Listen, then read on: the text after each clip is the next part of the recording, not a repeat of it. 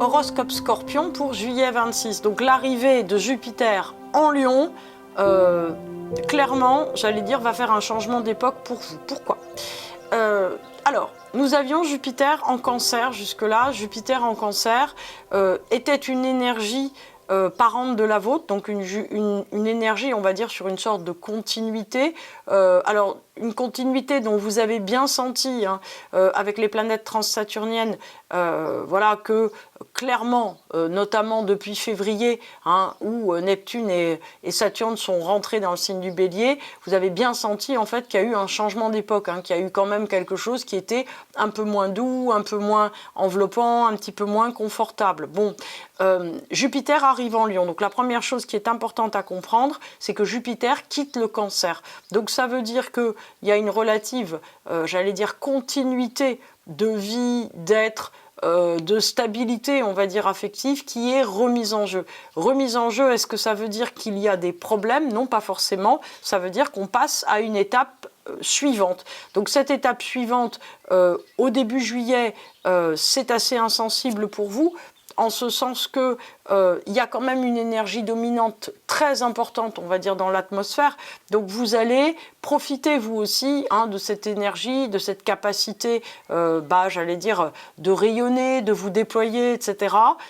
Sauf que, pour vous, ça prélude en fait à un moment où vous n'avez pas forcément envie, où vous n'allez pas forcément avoir les moyens d'une continuité stricte. Qu'est-ce que ça veut dire? Ça veut dire que si vous aviez, on va dire, des buts à moyen ou à long terme, il est possible que le moyen ou le long terme se rapprochent, c'est-à-dire que vous soyez dans l'obligation ou dans l'envie. Les deux peuvent s'équivaloir, et d'ailleurs, ça serait bien que ça s'équivale pour bien comprendre en fait ce que fait Jupiter en Lion.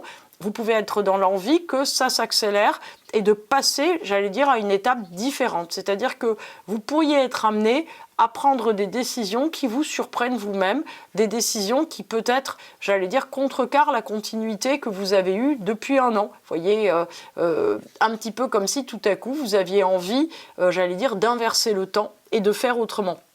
Alors, c'est important, j'allais dire, d'arriver à comprendre aussi ce que je disais sur la vidéo généraliste du Jupiter en Lion, que si vous, en tant que Scorpion, hein, qui recevez ce Jupiter en quadrature par rapport à votre signe, vous avez des planètes en Lion, évidemment, j'allais dire, la donne, elle est complètement différente. Si vous n'avez rien en Lion, évidemment, j'allais dire, la sensation que quelque chose, qu'un cap sera très compliqué à passer, sera plus puissante. Si vous avez des planètes en Lion, ça veut dire que vous allez vraiment vous sentir aux commandes, j'allais dire, d'un petit bolide, et que vous allez accélérer vers quelque chose qui vous conviendra davantage. Donc ça, c'est vraiment la chose très importante à avoir en tête.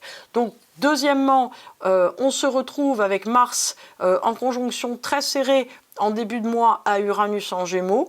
Donc c'est pour vous une énergie qui se retrouve en sesqui carré ou quinconce naturel. Donc sesqui carré, quinconce, on entend ça, on se dit bon, c'est une énergie qui est un petit peu difficile à gérer. Pourquoi? À nouveau, accélération, c'est-à-dire qu'il y a beaucoup de choses. Alors, c'est pas forcément des choses négatives, mais il y a une accélération importante avec la nécessité de s'ouvrir, de faire autrement, de s'adapter très très fortement, en fait, à tout un tas de transitions de vie.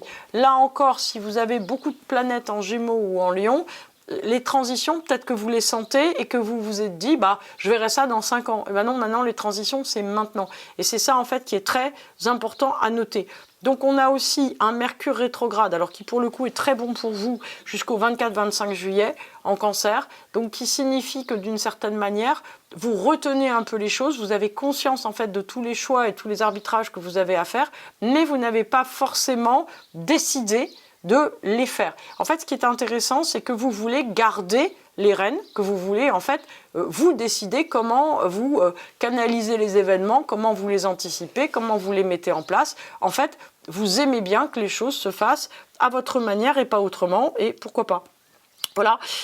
Au 14 juillet, nous allons avoir la nouvelle lune en Cancer. Donc pour vous, c'est un événement important, c'est-à-dire que au fond, vous allez savoir, je pense, au milieu du mois de juillet, que tout à coup, vous avez probablement envie d'un nouveau cycle. Donc, si vous avez des planètes en air ou en feu, hein, c'est-à-dire Lion, Bélier ou Sagittaire, et en air Gémeaux, Balance ou Verseau, ah ben, en fait, vous allez vous dire, maintenant j'ai envie en fait d'un changement, j'ai envie de modifier quelque chose. Si ce n'est pas le cas, si donc vous n'avez pas de planète dans ces signes-là, vous allez vous dire, je suis obligé à un changement.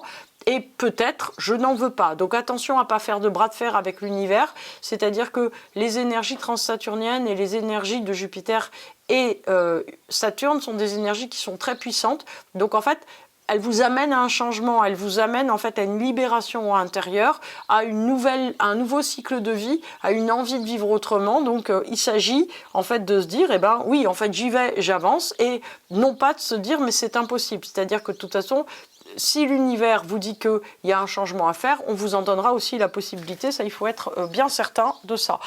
Donc nous avons Vénus en Lion jusqu'au 10 juillet, et ensuite de ça, elle passe en Vierge. Donc c'est sûr que vous allez préférer la période qui succède, voilà, qui commence à partir du 10-11 juillet, où vous allez pouvoir, d'une certaine manière, avoir l'impression que vous récupérez les rênes, alors que vous avez eu beaucoup d'informations précédemment, voilà, qui ont été, j'allais dire, plus ou moins nouvelles et plus ou moins difficiles à intégrer. Donc, il faut savoir également que l'axe de l'univers va s'en changer au 27 juillet pour devenir un axe Lion-Verseau. Donc qu'est-ce que ça change pour vous? Là encore, ça va changer énormément, puisque le nœud nord Poisson, qui était, j'allais dire, en parenté ou en parentèle complète avec vous, plus le nœud sud Vierge, qui allait bien aussi pour une idée d'organisation, va changer complètement la donne. Alors, par rapport, si vous voulez, à la quadrature du nœud sud Lion, ça veut dire qu'il y a un côté beaucoup plus combatif, beaucoup plus affirmé, beaucoup plus acéré, quelquefois aussi soupolé, hein, qui va se mettre en place dans votre vie. Et par rapport au nœud nord Poisson, voilà, qui va devenir un nœud nord Verseau, qu'est-ce que ça veut dire? Ça veut dire que vous allez, au fond, j'allais dire, avoir envie de vous alléger, d'aller plus vite et de ne pas, d'une certaine façon, avoir, j'allais dire, infiniment, en fait, à conduire le passé avec vous. C'est-à-dire que d'une certaine façon, il y a un processus, j'allais dire, de libération aussi qui se fait, alors en positif et en négatif, hein, parce que en fait vous avez vraiment envie de passer à l'étape d'après. Le Jupiter en Lion de son côté, si vous voulez, va jouer assez rapidement dans le fait que probablement vous allez avoir envie que les choses se fassent à votre manière et pas autrement, et reprendre la main d'une façon ou d'une autre. Donc attention vraiment, en fait le problème de, j'allais dire, cette espèce de configuration très mouvante, c'est l'idée de ne pas vouloir reprendre la main à n'importe quel prix. C'est-à-dire assurez-vous que la manière dont vous reprenez la main est quelque chose qui sert vos objectifs au lieu de les desservir. C'est ça qui est très important. Et puis il faut savoir aussi que malgré tout, on est dans un climat global avec toutes ces planètes qui sont en Lion, donc Jupiter et le nœud sud de l'univers, qui peut devenir assez explosif, c'est-à-dire que en fait, si les choses ne vont pas à votre manière, vous pouvez, pour le coup, j'allais dire, ne pas l'accepter et avoir envie de monter l'enchère. Donc il faut évidemment éviter, puisque l'idée de ce Jupiter en Lion, c'est une expansion autre que celle que vous avez prévue. Mais est-ce que c'est un problème que ça soit autre? Si c'est la bonne, en fait, c'est pas grave si c'est une expansion autre que ce que vous pensiez. Alors, en résumé, ce n'est pas une période qui est mauvaise du tout financièrement ou professionnellement, puisque c'est une période, si vous voulez, qui peut correspondre à une expansion très importante, mais voilà, il faut, j'allais dire, être intelligent dans le jeu de ping-pong avec l'univers et comprendre où il souhaite vous emmener. Ça, c'est la chose vraiment importante. Niveau énergétique, là encore, on n'est pas du tout mal, c'est-à-dire que, en fait, vous pouvez tout à fait avoir une excellente énergie, à condition que vous n'utilisiez pas cette énergie uniquement dans une lutte toujours de bras de fer avec l'univers, ce qui n'est pas très utile, on a compris. Donc, il faut éviter, j'allais dire, cette surenchère intérieure, et à partir de là, ça ira très bien.